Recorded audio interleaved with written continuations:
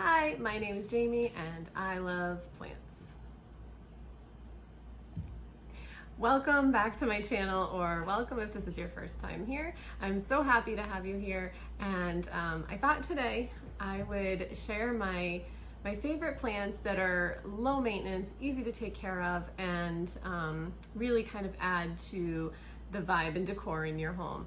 I love plants because they really truly make me feel like I'm living in more of a jungle. I live in a very kind of cool climate most of the year, and my plants really help me feel like I am living somewhere warmer and sunnier and just greener and more alive.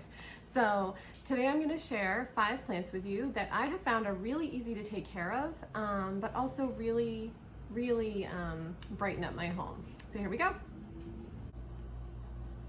So I think there's probably not an easier plant to take care of than the pothos.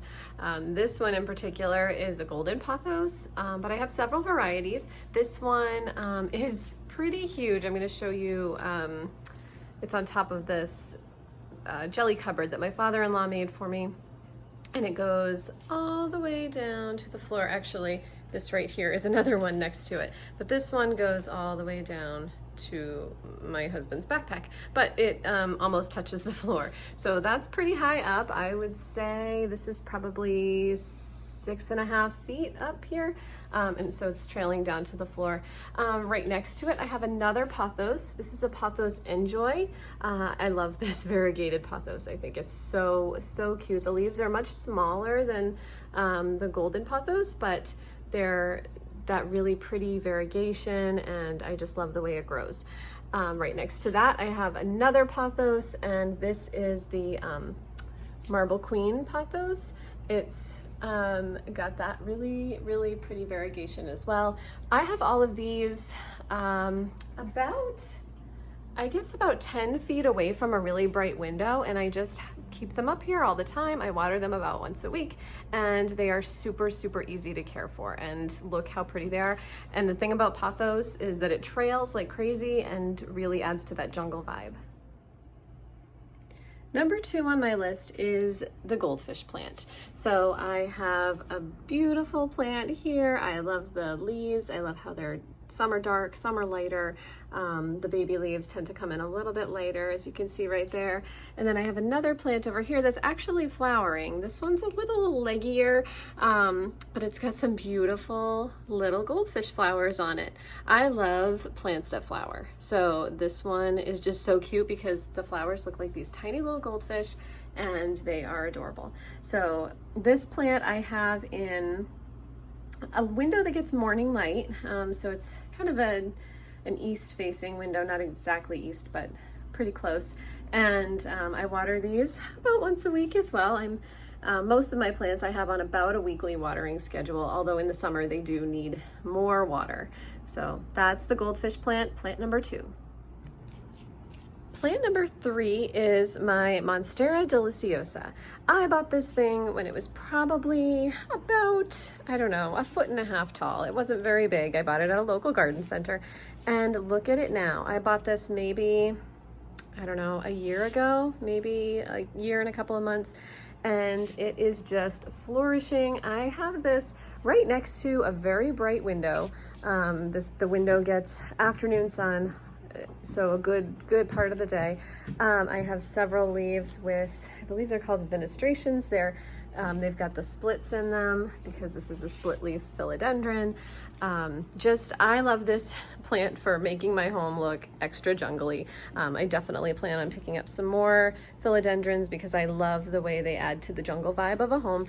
But this plant is just, I'm trying to back up so you can see better. It's just really big. Highly recommend this one for adding lots and lots of green to your home. And this one I water again about once a week. Plant number 4 is the Peperomia. I have 2 different varieties here because I actually have several varieties of Peperomia in my home, and I have found that for the most part they are so easy to care for. So this is Peperomia obtusifolia, and this is the variegated variety. So you can see the leaves have like these beautiful, some darker, some variegated. Just the variegation on this is gorgeous.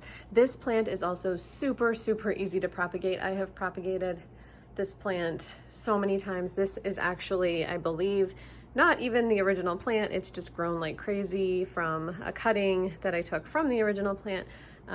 So I highly recommend these guys for easy care, and just they grow so fast.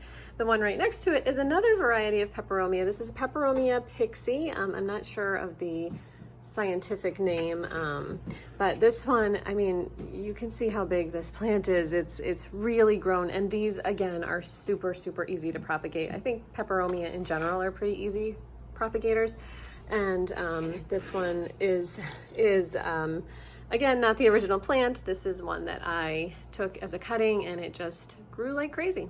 So Peperomia pixie, these I have not in a bright window, but kind of off to the side of a window that gets lots of afternoon light. So they don't get that direct sunlight on them, but they're close enough so that especially the variegated version is getting plenty of light and will keep that beautiful variegation. If you have a variegated plant kind of in the dark, it will tend to lose the variegation, and the leaves will end up more the green, just solid green, and not with the colors.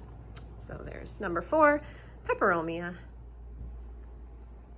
And number 5, I had a really hard time making this list because I have so many favorites and plants that I feel are pretty easy to take care of, but Hoyas in particular for me have been really easy.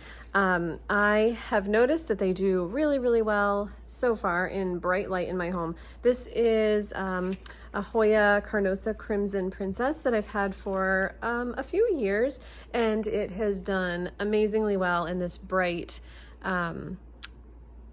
almost west-facing window. It gets lots of afternoon light, and right next to it I actually have my Hoya obovata that I got fairly recently, so I'm hoping it does just as well as its cousin, the Crimson Princess. So I've found that these guys need a good amount of light. This one you can see over here has tons of the little tendrils that have the baby leaves on them that are, you know, they're starting new leaves, and I love that. And this one I water about once a week. It doesn't like to be overwatered, so I try to be careful about that by you know, checking the soil.